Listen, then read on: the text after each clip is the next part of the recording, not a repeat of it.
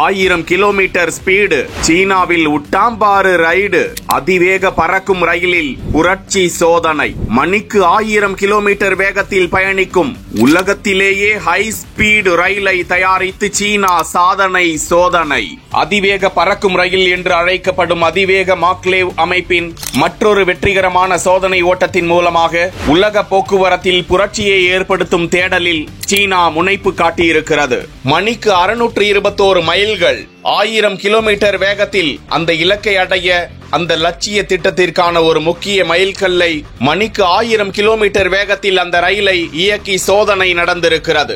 621 மைல்களை 1000 kilometre வேகத்தில் எட்டுவதையே இலக்காக கொண்ட சீனாவின் லட்சிய திட்டத்திற்கான ஒரு முக்கிய மைல்கல் இது. குறைந்த வெற்றிட சூழலை 2 கிலோமீட்டர் நீளமுள்ள குழாயில் இந்த அதிவேக ரயிலின் சோதனை சிக்கலான அமைப்புகளின் ஒருங்கிணைப்பு மற்றும் செயல்திறனில் கவனம் செலுத்தி நடத்தப்பட்டிருக்கிறது.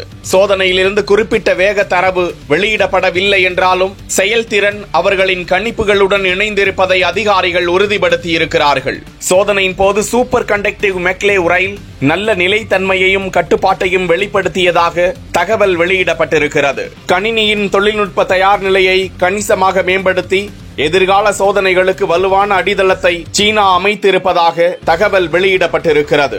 சீனா aerospace science and industries corporation Shaanxi மாகாண அரசுடன் கைகோர்த்து இந்த லட்சிய ஹைப்பர்லூப் திட்டத்தை சோதனையாக மேற்கொண்டுள்ளது என்பது குறிப்பிடத்தக்கது.